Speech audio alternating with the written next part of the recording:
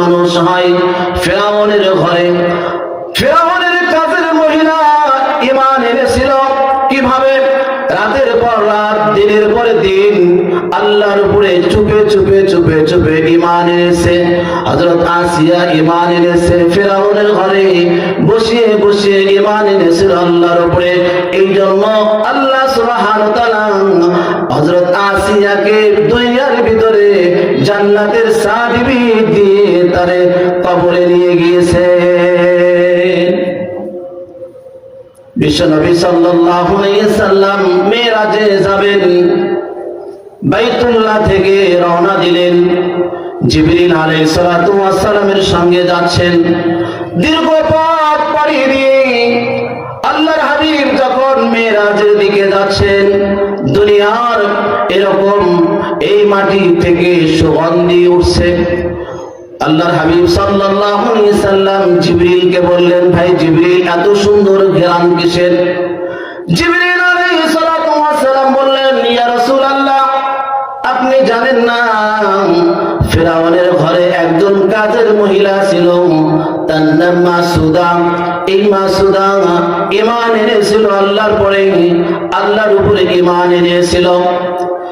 এরপরে মাসুদা দিনের পর দিন, রাতের পর রাত যখন নিজে নিজে চুপি চুপি ঈমান এনে আল্লাহর ইবাদত করে, কেউ জানে না।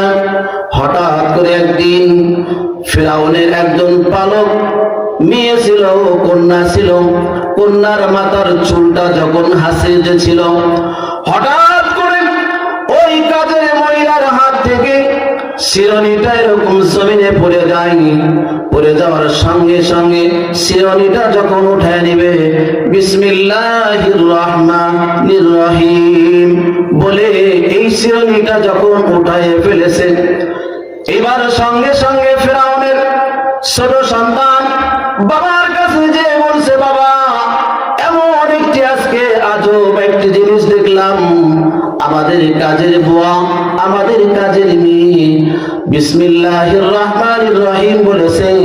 এখন আপনার কাছে বাবা জানতে চাই, আপনি ছাড়া আর অন্য কোন রব আছে কিনা? বাবা, আমরা তো সবাই মিলে আপনাকে আমরা খোদা মানি, এখন আমরা জানতে চাই আপনার পরেও কোনো খোদা আছে কিনা জানতে চাই। কাজের বুয়া এরকম ভাবে এমন একটি কবিতা পড়েছে, যে কবিতাটা আমি কোনোদিন শুনি নাই। আমার মনে হয় বাবা আপনি ছাড়া অন্য কোন রব আছে, সেই রবটাকে আমরা জানতে চাই। ফিরআউন এবার বললেন, মেয়েকে বলছে, মা যাও কাজের মেয়েকে আমার কাছে নিয়ে আসো। দেখেন ঈমান কত বড় দামি জিনিস, ঈমান কিভাবে নিয়ে আসছেন তারা। কাজের মেয়েকে যখন সামনে আনা হলো, এইবার জিজ্ঞাসা করা হলো, ওই কাজের মেয়ে বলো, তোমার হাত থেকে যখন চিরনি পড়ে গেছে কি বলেছো বলো? বলেছি। ফিরআউন তখন এই কথা বলার সঙ্গে সঙ্গে কাজের বুয়া বলছে, আমি এই কথাই বলেছি, বিসমিল্লাহির রহমানির রহিম বলার সঙ্গে সঙ্গে ফিরআউন এত রাগান্বিত হয়েছে, হওয়ার সাথে সাথে ফিরআউন বলেছে, এই কে কোথায় আছো? প্রহরীরা ধরো, এর হাত বাঁধো, দুই হাত বাঁধিয়ে নাও, পা বাঁধো, একে বেগাঘাত করা শুরু করো। বেগাঘাত করতে করতে করতে কাজের মহিলার শরীরে রক্ত দিয়ে রক্তারক্ত হয়ে গেছে। আর ফিরআউন তখন বলছে, কাজের মেয়েকে বলছে, এবার তুমি বলো আর কোনদিন বলবে কিনা? হ্যাঁ আমি বলবো, যতদিন পর্যন্ত আমার সঙ্গে আমার জান আছে, জীবন আছে, আমার রূপও আছে, আমার জিহ্বা যতক্ষণ পর্যন্ত তরুতাজা আছে ফিরআউন, তুমি তো আমার কোন রব নয়, আমার রব একজন আছে, তিনি হচ্ছে আল্লাহ। যে আল্লাহ আসমান বানাইয়েছেন, জমিন বানাইয়েছেন, যে আল্লাহর কথায় পূর্ব থেকে সূর্য উঠে পশ্চিমে যায়, যে আল্লাহ দিনকে রাত বানাই আবার রাতকে দিন বানাতে পারে, সে আল্লাহর উপর ঈমান এনেছি। যে আল্লাহ আমাকে বানাইয়েছেন সেই রবের উপর আমি ঈমান এনেছি।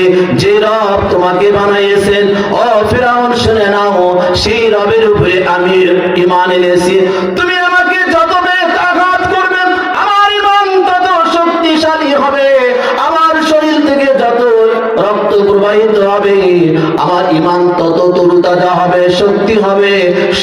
শক্তিশালী হবে। ফেরাউন তুমি জানিয়ে নাও, তুমি আমাকে যত ব্যাঘাত করবে আমার জান্নাত তত আমার নিকটে চলে আসবে। ফেরাউন এরকম ভাবে মারতে মারতে মারতে মারতে মারতে মারতে জমিনে এরকম ফেলে দিয়েছে। ফেরাউনের আশেপাশে যতগুলি লোকজন ছিল, ফেরাউনের গার্ড যতগুলি ছিল, এবার বলছেন প্রভু গো, এইভাবে তো ওই মাসুদাকে আপনার কথা অনুযায়ী তার আনা যাবে না। কি করো?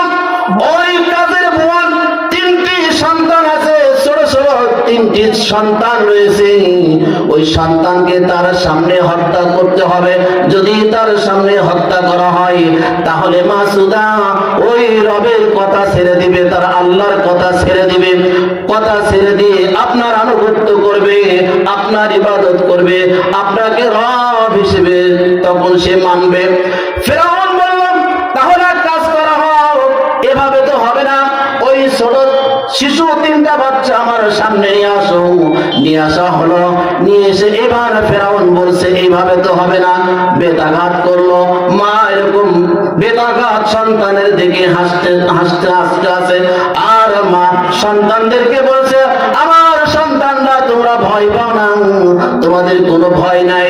ফেরাউন যদি এইভাবেই আমাদেরকে মারে শহীদ করে দিতে পারে, বাচ্চা বলেন তোমরা শুনে নাও, আমাদের জন্য আমাদের রব জান্নাতের দরজাগুলি খুলে রাখছে।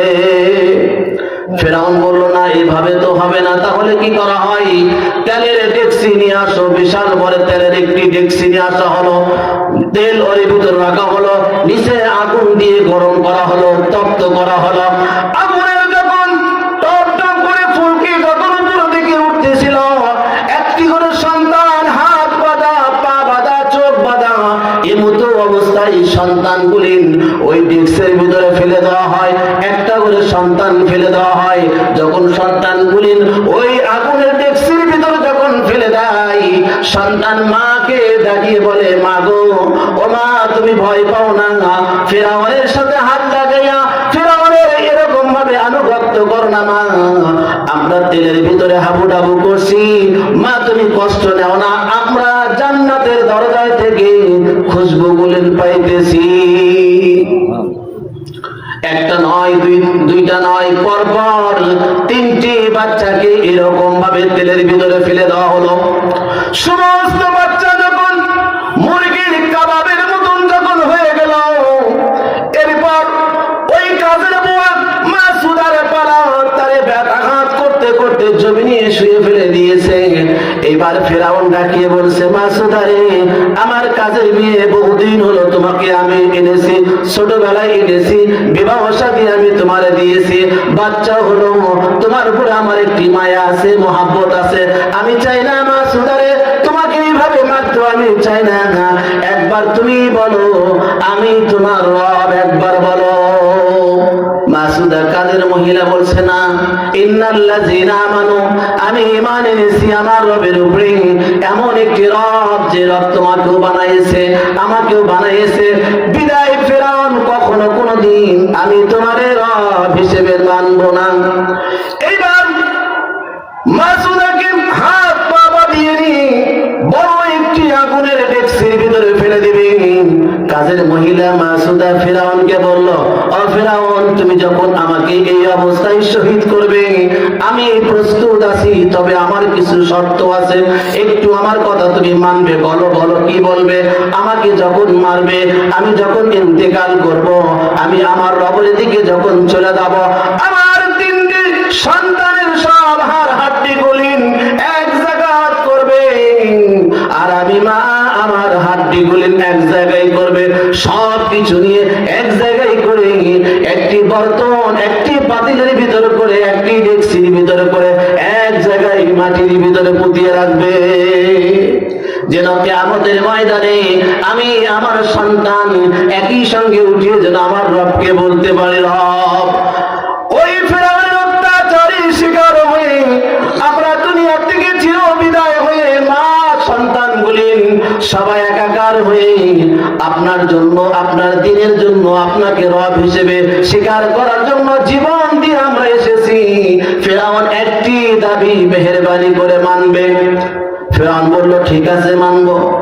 ওই তিনজন চারজনের যখন হাড় হাড্ডি গুলি এক জায়গায় রাখিয়ে মাটির ভিতর রাখিয়ে দিয়েছে, আল্লাহর হাবিব মেরাজের রাতে যখন উল্টোকমি হয়ে যেদিনকে যাচ্ছিলেন, জিবরিলকে প্রশ্ন করেছিলেন, ভাই জিবরিল, দুনিয়ার জমিন থেকে জান্নাতের খুশবু আমি পাই, ও জিবরিল আমি আপনার কাছে জানতে চাই কোথায়। জিবরিল আলাইহিস সালাতু ওয়াস সালাম আখিরি জামানার পয়গম্বরকে নিয়ে ওই জায়গায় নিয়ে গেলেন, সমস্ত ইতিহাসগুলি বললেন, রাসূল দুই হাত উঠাইয়ে মাসুদার জন্য দোয়া করলেন, আর বললেন জিবরিলকে বললেন, ভাই জিবরিল এই কবরওয়ালা জান্নাতি মহিলা। আল্লাহ বলেন ইন্নাল্লাযীনা আমানু ওয়া আমিলুস সালিহাত, যারা ঈমান এনেছে আমার উপরে ওরাই সবচাইতে কামিয়াবি, যারা ঈমান এনেছে ওরাই সবচাইতে দামি, যারা ঈমান আমার উপরে এনে রব হিসেবে যারা আমাকে স্বীকার করেছে ওই সমস্ত মানুষগুলি তারা কিয়ামতের ময়দানে বিনে হিসেবে জান্নাতে যাবে। হযরত সুমাইয়া রাদিয়াল্লাহু তাআলা আনহা ঈমান এনেছিলেন আল্লাহর কাছে সর্বপ্রথম। হযরত সুমাইয়াকে এই মুসলমানের ভিতর সর্বপ্রথম সুমাইয়াকে শহীদ করা হয়েছিল। আবু জেহেল, আবু লাহাব, উতবা, সাইবা সবাই মিলে সুমাইয়াকে ধরা হলো, সন্তান আম্মারকে ধরা হলো। হযরত সুমাইয়া রাদিয়াল্লাহু তাআলা আনহাকে আবু জেহেল বলল, ও সুমাইয়া তুমি নাকি মুহাম্মাদের উপর ঈমান এনেছো? হ্যাঁ আমি ঈমান এনেছি। কিভাবে তুমি ঈমান এনেছো? আমি ঈমান এনেছি কার উপরে? ওই রবের উপরে, যে রব তোমাকে বানাইয়েছে, যে রব আমাকে বানাইয়েছে, যে রব আসমান বানাইয়েছে, জমিন বানাইয়েছে, চাঁদ সূর্য যা দেখো সব কিছু বানাইয়েছে, যে রব তোমাকেও বানাইছে আমাকেও বানাইছে, ওই রবের উপরে আমি ঈমান এনেছি। কয় না, এটা কখনো হবে না, আমাদের বাপ দাদার ধর্মকে তুমি কোনোদিন চুনকালি মারতে পারবে না। কয় না, হবে না, আমি ঈমান এনেছি। বৃদ্ধ মহিলা, অত্যন্ত বৃদ্ধ মহিলা ধরা হলো। আবু জেহেল, আবু লাহাব, উতবা, সাইবা, মুগীরা সবাই মিলে সুমাইয়া রাদিয়াল্লাহু তাআলা আনহাকে ধরা হলো। ওই আরবের কাবার এক সাইডে নিয়ে এসে হেরামের পাশে আজও পর্যন্ত জীবিত কবর হিসেবে সেই জায়গায় সৌদি সরকার সুন্দর করে রাখিয়ে দিয়েছে। সারা বিশ্বের ভিতর থেকে যত মানুষগুলি কাবা ঘরে তওয়াফ করতে যায়, একবার হলো হযরত সুমাইয়ার কবরের পাশে দাঁড়ায়, চোখের পানিগুলি ছেড়ে দেয়, দু চোখের পানি ছেড়ে দিয়ে ঝরঝর ঝরঝর করে কাঁদতে থাকে। হযরত সুমাইয়াকে বলা হলো, ও সুমাইয়া, মুহাম্মাদের ধর্ম ছেড়ে দাও, মুহাম্মদ একজন পাগল, মুহাম্মদ কিছু জানে না, কিছু বোঝে না, একজন পাগল, পাগলের কথায় তুমি কান দাও না, তার ধর্ম ছেড়ে দাও, আমাদের বাপ দাদাকে চুনকালি ধর্মটাকে নষ্ট করা হবে না। হযরত সুমাইয়া বললেন, কখনো না, সম্ভবই না, কারণ আমি ঈমান এনেছি, আমার রবের উপরে আমি ঈমান এনেছি, তোমাদের বাপ দাদার ধর্মকে আমি চুনকালি মারিয়ে লাথি মারিয়ে দিয়ে ছেড়ে দিয়ে আমি আল্লাহর প্রেমে মগ্ন হয়েছি। সুমাইয়াকে এরকম ভাবে দুই হাত দুই খুঁটির সাথে বাঁধা হলো, পাটা এরকম ভাবে জমিনের উপরে খুঁটির সঙ্গে বাঁধা হলো, শরীর থেকে কাপড় ছিঁড়িয়ে নেওয়া হলো, বস্ত্রহীন সুমাইয়াকে করা হলো। সুমাইয়া রাদিয়াল্লাহু তাআলা আনহার শরীরে কোনো কাপড় নেই, অলঙ্গ অবস্থায় তাকে খুঁটির সঙ্গে বাঁধিয়ে রাখা হলো। হযরত আম্মার তার সন্তানকে নিয়ে আসা হলো এবং তার শরীরে এরকম কোনো কাপড় নাই, সামনে মার সামনে সন্তানকে আরেক খুঁটির সঙ্গে বাঁধা হলো। এবার সুমাইয়াকে বলা হলো, সুমাইয়া যদি তুমি মুহাম্মাদের ধর্ম যদি না ছাড়ো, তাহলে দেখো তোমার সন্তান আম্মারকে তোমার সামনে এরকম হত্যা করা হবে। সুমাইয়া রাদিয়াল্লাহু তাআলা আনহা বললেন, এমন ঈমান এনেছি আবু জেহেল রে, এমন ঈমান এনেছি, তোমার এই কথাই আমরা ঈমান ছাড়বো না, আমিও ছাড়বো না, আমার সন্তান আম্মারও কোনোদিন ছাড়বে না। হযরত আম্মারের দুইটি হাত কাটা হলো, এরপরে পা কাটা হলো, এরপরে চোখ উপরে তোলা হলো, এরপরে জিহ্বা কাটা হলো, এরপরে অঙ্গহানি করা হলো। এই অবস্থায় হযরত আম্মার রাদিয়াল্লাহু তাআলা আনহাকে শহীদের তামান্নার সামনে নিয়ে আসা হলো। হযরত আম্মার এখনো জীবিত। সুমাইয়া রাদিয়াল্লাহু তাআলা আনহাকে দুই হাত জমিনের উপরে টান করে দিয়ে হাতের উপরে গরম লোহাগুলি গরম করে পেড়াক মেরে দেওয়া হলো। দুই পায়ের ভিতরে এরকম ভাবে পেড়াক মেরে দেওয়া হলো লোহার। আর সুমাইয়াকে ব্যথাঘাত করা হলো, এত জোরে ব্যথাঘাত করা হলো, সমস্ত আরববাসী এই অবস্থায় থেকে কান্নায় জর্জরিত হয়ে গেল। রাসূলের কাছে একজন সাহাবী দৌড়ে আসলেন, ইয়া রাসূলুল্লাহ, ইয়া হাবিবাল্লাহ, আম্মা রাদিয়াল্লাহু তাআলা আনকে এরকম ভাবে অঙ্গহানি করে তাকে কাটিয়ে দিয়ে হাত পাও কাটিয়ে খুঁটির সাথে বাঁধিয়ে রাখা হয়েছে। হযরত সুমাইয়াকে উলঙ্গ করে জমিনে ফেলে দেওয়া হয়েছে। ইয়া রাসূলুল্লাহ, আপনি বলেন আমরা কি করতে পারি? রাসূল বললেন, যাও, ছুটে যাও, হযরত সুমাইয়াকে বলো ধৈর্য ধারণ করতে বলো। আর হযরত সুমাইয়াকে বলো, সুমাইয়া ওই রবের দিকে তাকাইয়া দেখো, আসমানের দিকে তাকাইয়া দেখো সুমাইয়া, তোমার জন্য আল্লাহ সুবহানাহু ওয়া তাআলা 8টি জান্নাতের দরজা খুলে দিয়েছে। হযরত সুমাইয়া রাদিয়াল্লাহু তাআলা আনহা এরকম জমিনের ভিতর রক্ত অবস্থায় হয়ে পড়ে আছেন। শেষবার আবু জেহেল বলেছেন, ও সুমাইয়া, বল বল, যদি তোর রবের কথা যদি ভুলে যাস আমি তোরে মাফ করে দিব, তোরে আমি উঠাইয়ে নিব, আমাদের কোলের সঙ্গে আমরা জড়িয়ে বুকের সঙ্গে নিব। সুমাইয়া বলছে, না, সম্ভব নয়, আমার রবের উপরে ইন্নাল্লাযীনা আমানু, আমি ঈমান এনেছি, ওই রবের উপরে যে রব মৃত্যুর পরও আমার সঙ্গে সাক্ষাৎ এবং মৃত্যু থেকে ওঠার পরও আমার সঙ্গে সাক্ষাৎ, তোমার কথায় আমি কান দিব না। হযরত সুমাইয়াকে এমন জোরে লোহার বর্ষা দিয়ে এত জোরে আঘাত করে, লজ্জাস্থানের ভিতরে আঘাত করে হযরত সুমাইয়া রাদিয়াল্লাহু তাআলা আনহাকে এই পৃথিবীর জমিন থেকে বিদায় করে দিয়েছেন। আজও পর্যন্ত সারা বিশ্বে থেকে যতগুলি মানুষ যায়, সুমাইয়া রাদিয়াল্লাহু তাআলা আনহার কবরের পাশে যে চোখ ভরে ভরে কান্না করে চলে আসে। আল্লাহ সুবহানাহু ওয়া তাআলা বলেন, এই সমস্ত মানুষগুলি পৃথিবীতে সবচাইতে দামি, সবচাইতে উত্তম মানুষ, যারা আমার উপরে ঈমান এনেছে, ঈমান আনার পরে যারা সবর ধরেছে, সবর ধরে যারা পৃথিবী থেকে চিরবিদায় হয়ে চলে গিয়েছে, ওই সমস্ত মানুষ সবচাইতে দামি, ওই সুস্থ মানুষগুলি সবচাইতে উত্তম মানুষ। আল্লাহ সুবহানাহু ওয়া তাআলা বলেন, এই সমস্ত মানুষগুলি তারা বিনা হিসেবে জান্নাতের ভিতরে ঘুরবে। আল্লাহ সুবহানাহু ওয়া তাআলা বলেন, ইন্নাল্লাযীনা আমানু ওয়া আমিলুস সালিহাত ওয়া তাওয়াসাউ বিল হক, আর কি করেন? যারা হকের দাওয়াত দেয়, হকের উপরে চলে, সত্য কথা বলে, সত্যের উপরে যারা চলে। আল্লাহ বলেন, আমার হক কোরআন দিয়েছি মানুষকে বোঝার জন্য, ভালো বোঝার জন্য, মন্দ বোঝার জন্য। এই কিতাবটি কি এমন একটি কিতাব যার ভিতরে কোনো ভুল নাই, যার ভিতরে কোনো সন্দেহ নাই। আল্লাহ সুবহানাহু ওয়া তাআলা সর্বপ্রথম এই কোরআনকে সঠিক আকারে আকৃতি করতে যে সর্বপ্রথম বলেছেন, যালিকাল কিতাবু লা রাইবা ফীহি হুদাল লিল মুত্তাকিন। এমন একটি কিতাব যার ভিতরে কোনো ভুল নাই, ভুলের কোনো সন্দেহ অবকাশ কিছু নাই। যদি কোনো মানুষ এই কিতাব, আমার এই কিতাবটা যদি কোনো মানুষ ধরে, সেই মানুষের হাতটা পবিত্র হয়ে যায়।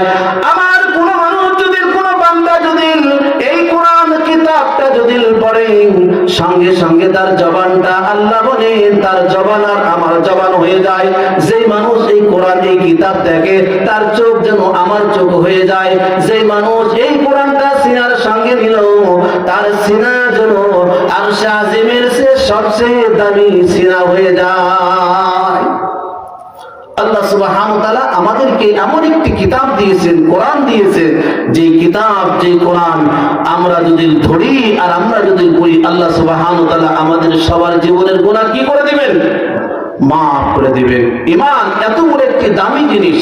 আল্লাহ সুবহানাহু ওয়া তাআলা বলেন, ইন্নাল্লাযীনা ক্বালু রাব্বুনাল্লাহ সুম্মা ইসতাকামু তাতানাজ্জালু আলাইহিমুল মালায়েকা আল্লা তাখাফু ওয়া লা তাহজানু ওয়া আবশিরু বিল জান্নাতিল্লাতী কুনতুম তুআদুন। ইন্নাল্লাযীনা ক্বালু রাব্বুনাল্লাহ, নিশ্চয় যারা আমার উপর ঈমান এনেছে, আল্লাহ বলেন যারা আমার উপর ঈমান এনে যারা আমাকে বিশ্বাস করে, আমাকে যারা ভালোবাসে, সকালবেলা ফজরের সময় যারা আযান হলো মসজিদে, ঈমানের পরিচয় হয়। শীতের সময় ঈমানের পরিচয় হয়।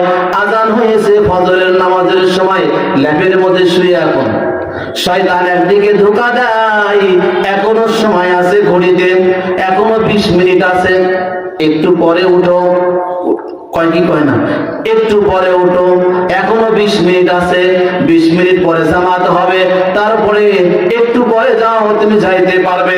আবার যখন 5 মিনিট চলে যায়, শয়তান ধোঁকা দেয়, আপনি আমাকে এখনো 15 মিনিট আছে, একটু পরে গেলেও চলবে। যখন 10 মিনিট চলে যায়, হয় এখনো 10 মিনিট আছে, 5 মিনিট যখন হয়ে যায়, আমি তাড়াতাড়ি উঠি, লেপের ভিতর থেকে উঠলাম, বিছানায় থেকে উঠলাম, ওঠার পরে ওযু করব, ইস্তেঞ্জা করব, এরপরে যায় মসজিদে দেখলাম জামাতটা হয়ে গিয়েছে। শয়তান আমাকে ধোঁকা দিয়ে জামাত নষ্ট করে দিল, নামাজ নষ্ট করে দিল। আল্লাহ বলেন, ইন্নাল্লাযীনা আমানু ক্বালু রাব্বুনাল্লাহ, যারা আমার উপর ঈমান এনেছে, যারা আমাকে রব হিসেবে স্বীকার করেছে, রব্বি আল্লাহ। মসজিদের উন্নয়ন গল্প আপনি 1000 আলহামদুলিল্লাহ, নারায়ে তাকবীর। কি নাম? আরিফুর আলহাজ আরিফুর রহমান, 1000 টাকা। মারহাবা। আল্লাহর ঘর মসজিদের জন্য আমরা দোয়া করব, আল্লাহ সুবহানাহু ওয়া তাআলা যেন তার দান কবুল আর মঞ্জুর করে, আল্লাহুম্মা আমিন। আল্লাহ সুবহানাহু ওয়া তাআলা বলেন, ইন্নাল্লাযীনা ক্বালু রাব্বুনাল্লাহ, আল্লাহ বলেন যারা আমার উপর ঈমান এনেছে, ফজরের সময় ঈমান পরীক্ষা হয়।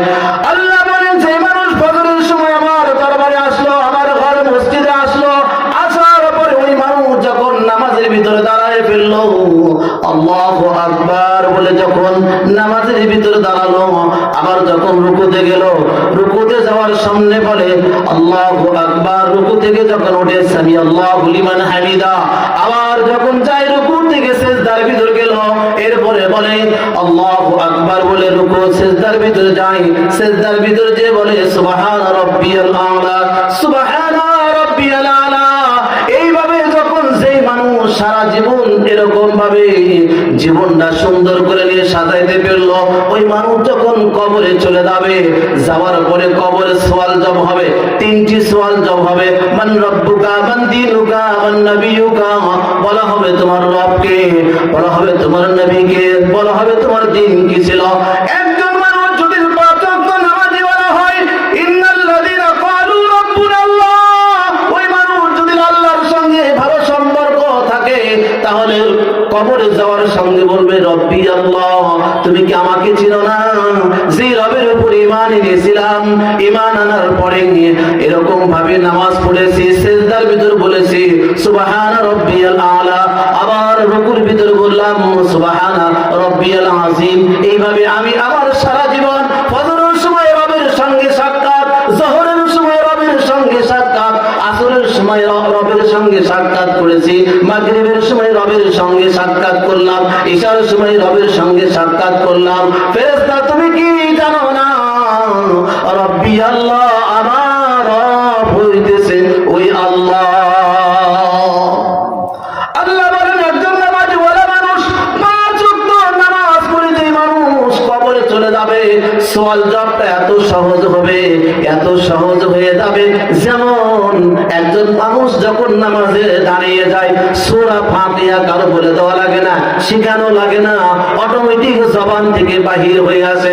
আলহামদুলিল্লাহি রাব্বিল আলামিন, আর রহমানির রহিম, মালিক ইয়াউমিদ্দিন, ইয়াকা না'বুদু ওয়া ইয়াকা নাস্তাঈন।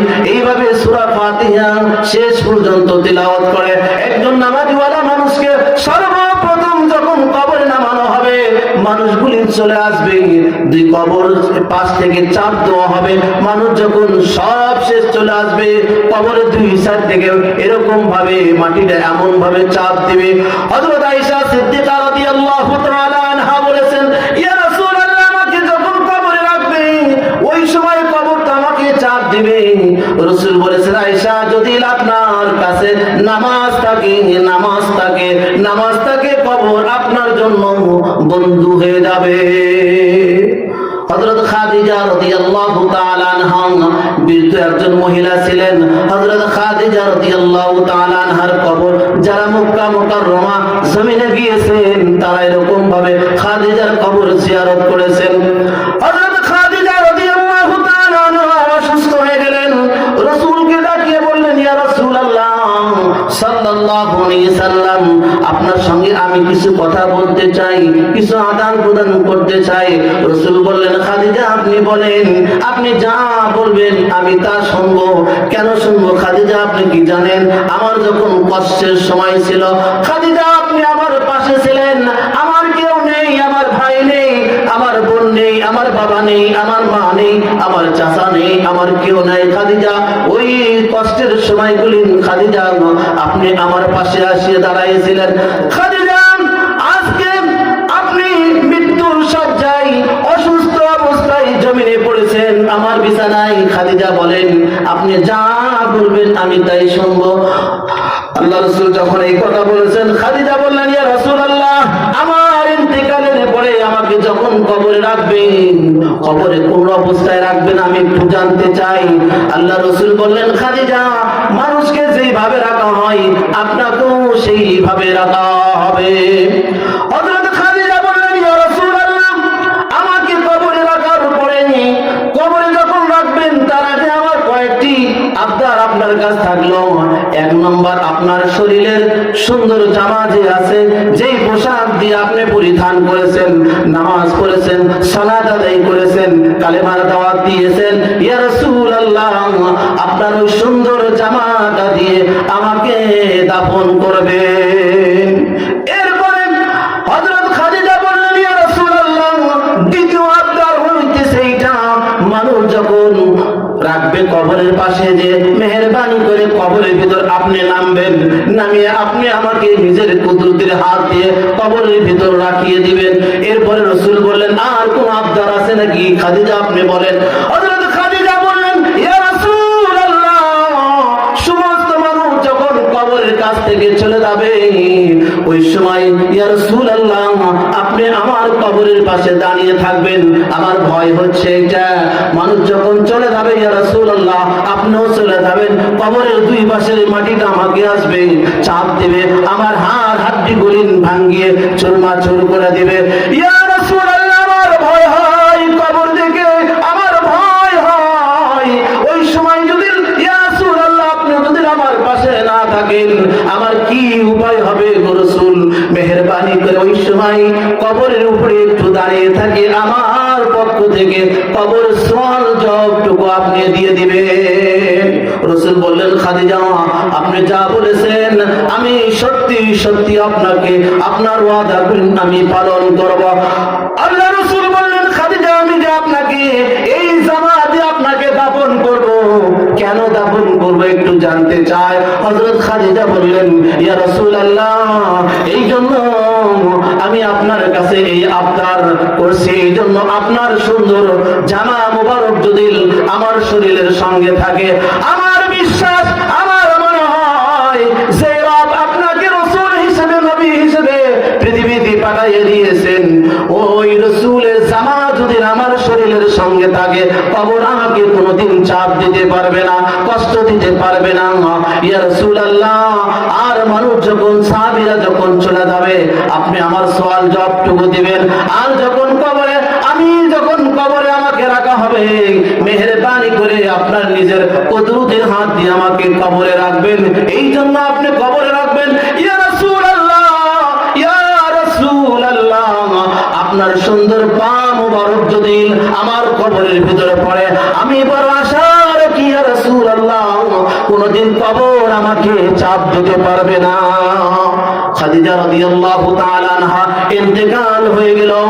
আল্লাহ রাসূল সাল্লাল্লাহু আলাইহি সাল্লাম সাহাবীদেরকে ডাকিয়ে বললেন, আমার সাহাবীরা, আমার যে জামা মুবারকটা রয়েছে ওই জামা মুবারকটুকু নিয়ে আসো, খাদিজাকে পরাইয়ে দাও। হযরত খাদিজাকে পরাইয়ে দিলেন, সুন্দর করে জামা দিয়ে পেঁচাইয়ে দিলেন।